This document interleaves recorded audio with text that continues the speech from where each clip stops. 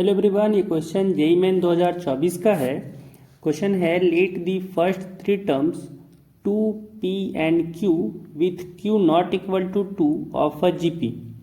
कि जो जीपी है उसका फर्स्ट थ्री टर्म है 2p एंड q। आगे कहा जा रहा है be respectively the seventh eighth and 13th term of an AP.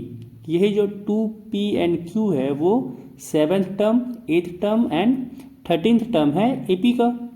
आगे कहा जा रहा है कि if the fifth term of the GP is the nth term of the AP.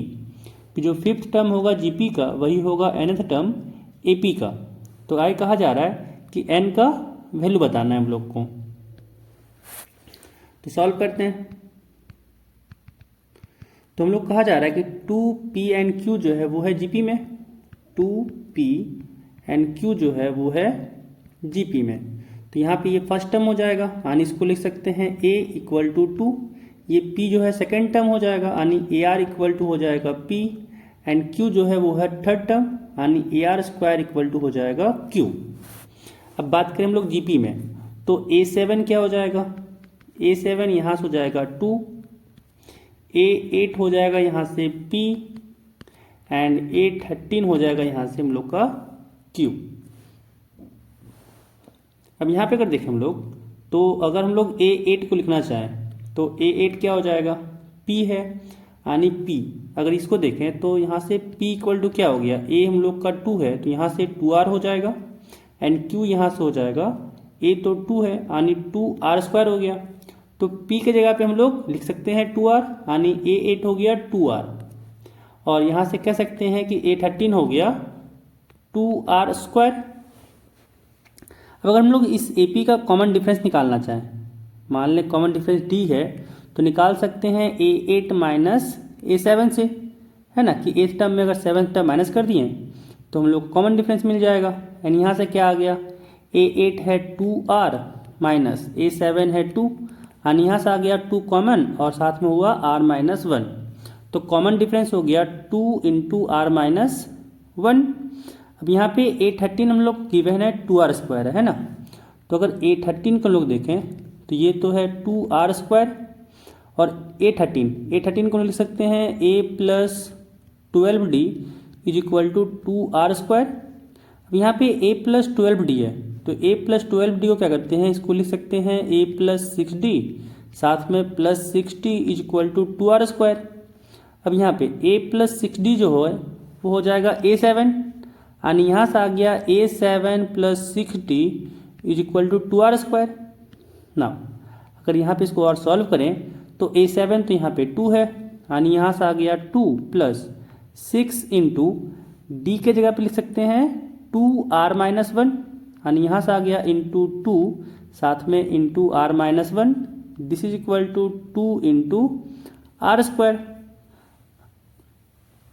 अब यहाँ पे 2 कॉमन ले ले दोनों जगह से, तो यहाँ से आ गया 2 इंटू यहाँ पे 1 बचा प्लस 6 से मल्टीप्लाई कर दें तो यहाँ से आ गया 6R माइनस 6, साथ में यहाँ पे हो गया 2R स्क्वायर। 2 से 2 कटा, बाकी सबको भी अगर राइट हैंड साइड ले जाएं तो यहाँ से हो गया 0 is equal to R square तो है ही, साथ में यहाँ से हो गया माइनस 6R और 1 यहाँ पे है माइनस 6 तो हो गया माइनस 5, और अगर उसको राइट हैंड साइड ले गए तो हो गया प्लस का 5, यानी यहाँ पे R पे क्वाड्रेटिक आ गया। अगर यहाँ पे क्वाड्रेटिक को सॉल्व करें तो यहाँ पे जो क्वाड्रेटिक है वो है R square minus 6R plus 5 equal to 0।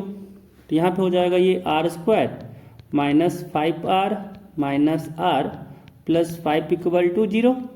अब इन दोनों जगह से अगर R कॉमन लिए तो यहाँ बचा R यानी यहाँ बचा माइनस का 5, और इन दोनों जगह से अगर माइनस 1 कॉमन लिए तो यहाँ से आया R माइनस 5 इक्वल टू 0।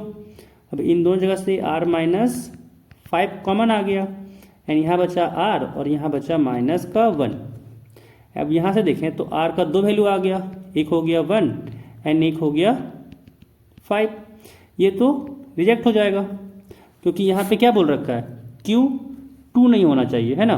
लेकिन अगर यहाँ पे हम लोग देखें तो अगर हम लोग R को 1 ले लिए तो Q क्या हो जाएगा, 2 हो जाएगा, बट Q तो 2 लेना नहीं है, इसी कारण से R जो यहाँ पे होगा वो 1 नहीं होगा। तो यहाँ से R इक्वल टू 5 लेके चलेंगे तो r इक्वल टू 5 हो गया, तो यहाँ से d का वैल्यू हम लोग निकाल सकते हैं।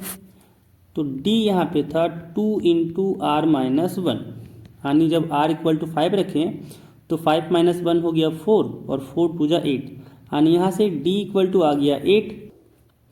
अभी आगे हम लोग क्या करेंगे ना, इसमें तुम लोग को बताया क्या गया था, n चाहिए था, और हम लोग को यहाँ पे यूज करना था कि फिफ्थ टर्म जो है वो nth टर्म ऑफ AP के बराबर है ना।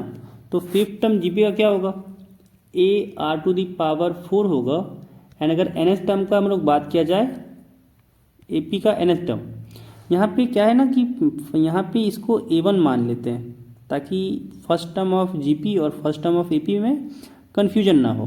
तो यहाँ से क्या हो जाएगा, nth टर्म हो जाएगा A1 plus n minus 1D। अब अगर देखा जाए तो A पता है, R पता है, यहाँ से n भी पता है, सॉरी n तो निकालना है, D पता है। तो अगर कैसे भी करके हम लोग यहाँ पे A1 लेके आ जाते, फर्स्ट टर्म जो होगा AP का वो अगर आ जाता तो काम हो जाता हम लोग का।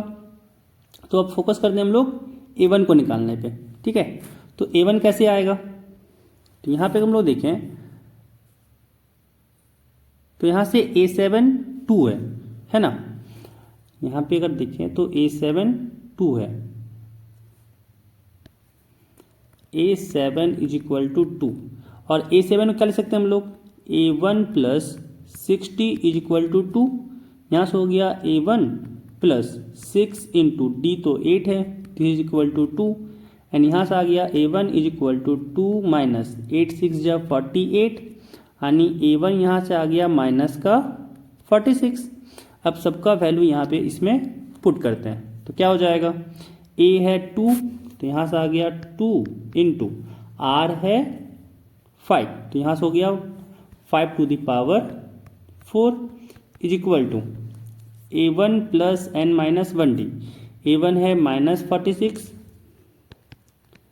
प्लस n माइनस 1, D था हम लोग का 8, तो यहाँ से हो गया 8 इंटू में। अब यहाँ से अगर देखें तो 5 टू द पावर 4 है, तो 5 टू द पावर 4 हो जाता है 625, है ना, क्योंकि 5 का स्क्वायर हो जाता है 25, एंड 25 इंटू 25 होता है 625। तो 625 यानी यहाँ से आ गया 2 into 625 is equal to minus 46 plus n minus 1 into 8, तो यहाँ से हो गया ये 1250, एंड साथ में इधर आ गया plus 46, this is equal to n minus 1 into 8, and अगर ऐड किए तो यहाँ से आ गया 1296 is equal to n minus 1 into 8।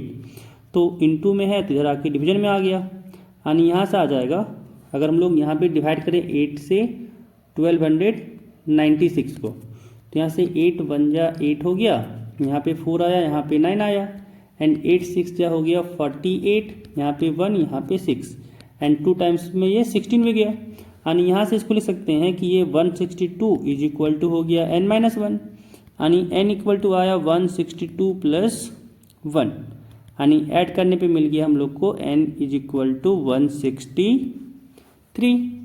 तो यहाँ से सॉल्यूशन कौन सा हो जाएगा, यहाँ से हो जाएगा आंसर C 163।